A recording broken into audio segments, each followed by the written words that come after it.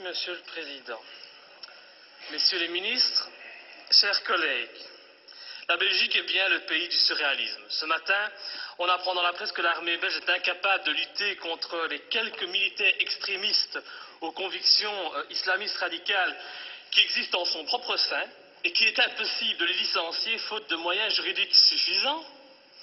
Et par contre, dans un même temps, nous décidons d'aider la France dans sa lutte contre le terrorisme en lui apportant une aide logistique pour son opération au Mali. Que ne ferions-nous pas pour lutter contre le terrorisme en dehors de nos frontières? J'espère juste que nous aurons bien veillé à ne pas envoyer pour cette opération antiterroriste au Mali ces fameux soldats belges islamistes. Je le dis sous la forme de l'humour, mais ce qui se passe actuellement dans le monde ne me fait pas rire du tout. Ça ne me fait pas rire car sans aucun doute, les dirigeants de nos pays occidentaux sont en train de pendre les peuples pour des imbéciles avec l'aide et le soutien de la presse, qui n'est plus aujourd'hui qu'un organe de propagande des pouvoirs en place. Un peu partout dans le monde, les interventions militaires et les déstabilisations de régimes deviennent de plus en plus fréquentes. La guerre préventive est devenue la règle. Et aujourd'hui, au nom de la démocratie ou de la lutte contre le terrorisme, nos États s'octroient le droit de violer la souveraineté de pays indépendants et de renverser des dirigeants légitimes. Il y a eu l'Irak et l'Afghanistan, ces guerres du mensonge américain, sont venues par la suite la Tunisie, l'Égypte, la Libye, où, grâce à vos décisions, notre pays a participé en première ligne à des crimes contre l'humanité pour renverser à chaque fois, des régimes progressistes et modérés et pour les remplacer par des régimes islamistes dont, et c'est quand même bizarre, la première volonté fut d'imposer la charia. Il en est de même actuellement en Syrie, où la Belgique finance honteusement l'armement des rebelles islamistes qui tentent de renverser Bachar al-Assad.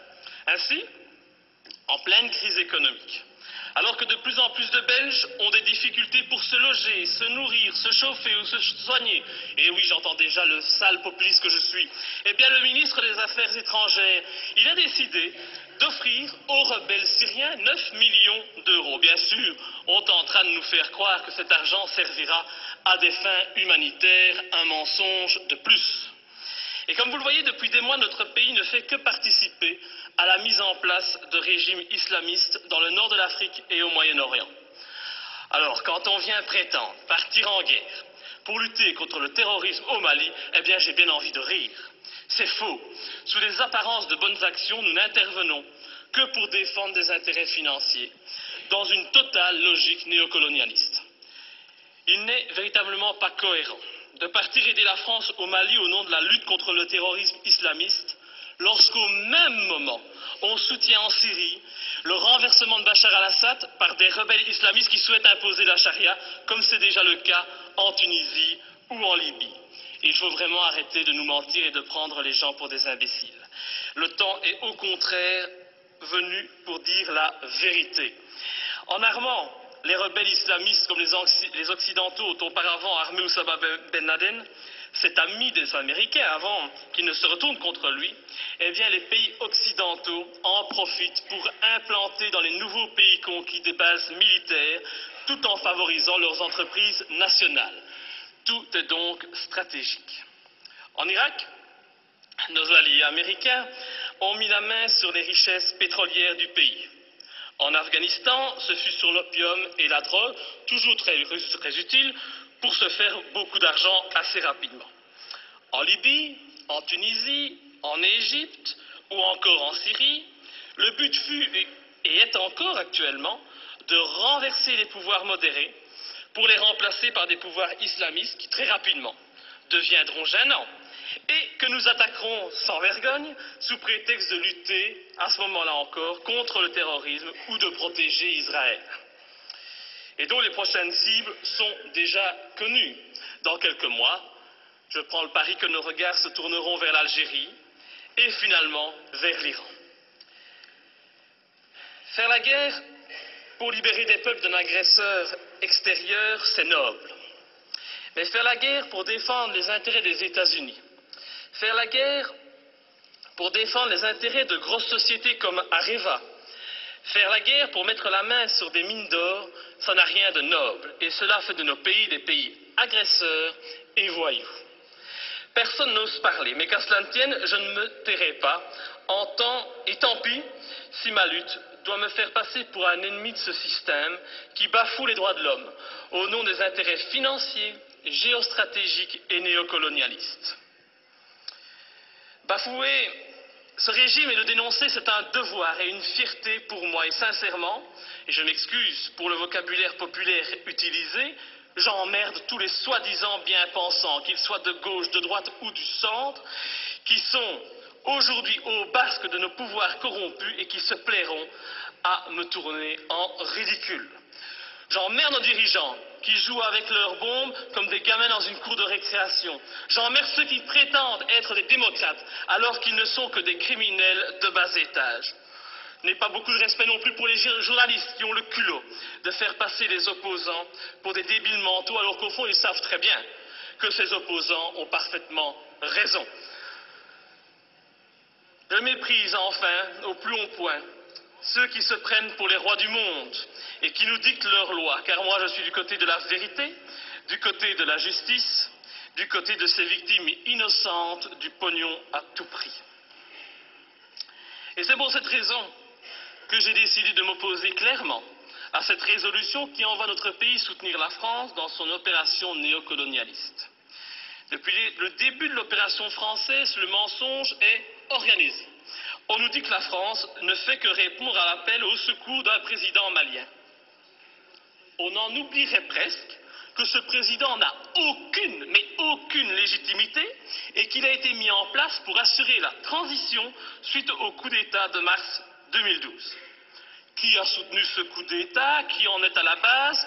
Pour qui travaille ce président de transition? Voilà le premier mensonge.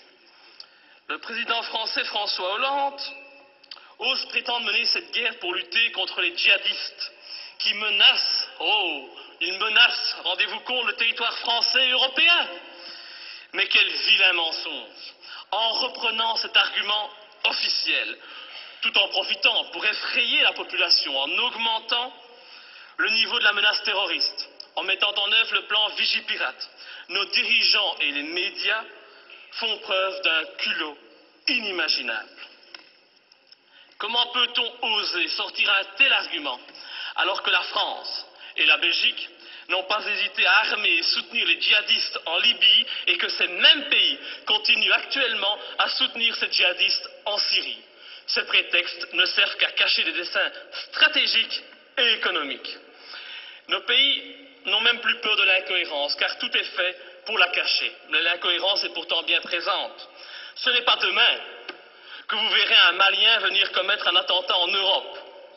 Non, à moins qu'on en crée un subitement pour mieux justifier encore cette opération militaire. On a bien créé le 11 septembre pour justifier l'invasion, l'arrestation arbitraire, la torture et le massacre de populations innocentes. Alors créer un terrorisme malien, bon, ça ne doit pas être trop compliqué pour nos dirigeants sanguinaires. Un autre argument utilisé pour justifier ces derniers mois les opérations militaires, c'est la protection des droits de l'homme. Ah, cet argument est encore utilisé aujourd'hui pour justifier la guerre au Mali. Mais oui, nous devons agir, car sinon les méchants islamistes radicaux vont imposer la charia au Mali, lapider les femmes et couper les mains des voyous. Oh, c'est vrai que l'intention elle est noble, noble et salvatrice, c'est sûr. Mais pourquoi alors? Mais pourquoi, bon Dieu, nos pays ont-ils alors participé à l'accession au pouvoir en Tunisie et en Libye d'islamistes qui ont décidé d'appliquer cette charia dans ces pays qui étaient, il n'y a pas si longtemps de cela encore, modernes et progressistes? Je vous invite à demander aux jeunes Tunisiens qui sont à la base de la révolution de Tunisie s'ils sont heureux de leur situation actuelle. Tout cela, c'est de l'hypocrisie. L'objectif de cette guerre au Mali est très clair. Et puisqu'on n'en parle pas, je vais en parler. L'objectif, c'est de lutter contre la Chine et permettre à notre allié américain de maintenir sa présence en Afrique et au Moyen-Orient. C'est cela qui guide ces opérations néocolonialistes. Et vous verrez, quand l'opération militaire sera terminée, la France conservera bien entendu des bases militaires au Mali, Ces bases serviront aussi aux Américains. Et en même temps, parce que ça se passe toujours comme ça, des sociétés occidentales mettront la main sur des contrats juteux qui priveront de nouveau les pays recolonisés de leurs richesses et de leurs matières premières. Alors, soyons bien clairs, les premiers bénéficiaires de cette opération militaire, ce seront les patrons et les actionnaires du géant français Areva, qui tentent depuis des années d'obtenir l'exploitation d'une mine d'uranium à Faléa, une commune de 17 000 habitants située à 350 km de Bamako. Et je ne sais pas pourquoi, mais mon petit doigt me dit qu'il ne faudra pas longtemps pour qu'Areva puisse enfin exploiter cette mine. Je ne sais pas, c'est une impression que j'ai. Il est donc hors de question que je participe à cette colonisation minière, cette colonisation des temps modernes. Et pour ceux qui doutent de mes arguments, je les invite sincèrement à se renseigner sur les richesses du Mali. Le Mali est un grand producteur d'or, mais depuis peu, il a été désigné, comme étant un pays qui offre un environnement de classe mondiale pour l'exploitation d'uranium. Mais comme c'est bizarre, un pas de plus vers une guerre contre l'Iran, c'est une évidence. Pour toutes ces raisons, et afin de ne pas tomber dans les pièges du mensonge que l'on nous tend, j'ai décidé de ne pas soutenir cette intervention au Mali. Je voterai donc contre. Et ce faisant, je fais preuve de cohérence, puisque je n'ai jamais soutenu par le passé nos interventions criminelles en Libye ou en Syrie, me profilant de la sorte comme le seul parlementaire de ce pays à défendre la non-ingérence et la lutte contre les intérêts obscurs. Je pense vraiment qu'il est grand temps de mettre un terme à notre participation à l'ONU ou à l'OTAN et de sortir de l'Union européenne si cette Europe, au lieu d'être un gage de paix, devient une arme d'attaque et de déstabilisation de pays souverains aux mains d'intérêts financiers et non plus humanistes. Enfin, je ne peux qu'encourager notre gouvernement à rappeler au président Hollande les obligations qui résultent de la Convention de Genève en matière de respect des prisonniers de guerre. J'ai en effet été outré d'entendre à la télévision, de la bouche du président français, que son intention était de détruire, je dis bien détruire, les terroristes islamistes. Alors je ne voudrais pas que la qualification utilisée pour nommer les opposants au régime malien, c'est toujours pratique aujourd'hui de parler de terroristes islamistes, soit utilisée pour contourner les obligations de tout État démocratique en matière de respect des droits des prisonniers de guerre. Nous attendons un tel respect de la patrie des droits de l'homme. Enfin, et pour terminer, permettez-moi de souligner la légèreté avec laquelle nous décidons de partir en guerre. Tout d'abord, le gouvernement agit sans la moindre autorisation du Parlement, il paraît qu'il en a le droit. Il envoie du matériel, des hommes au Mali. Le Parlement réagit par la suite, et quand il réagit, comme aujourd'hui, eh bien, cette institution n'est composée que d'un tiers de ses membres.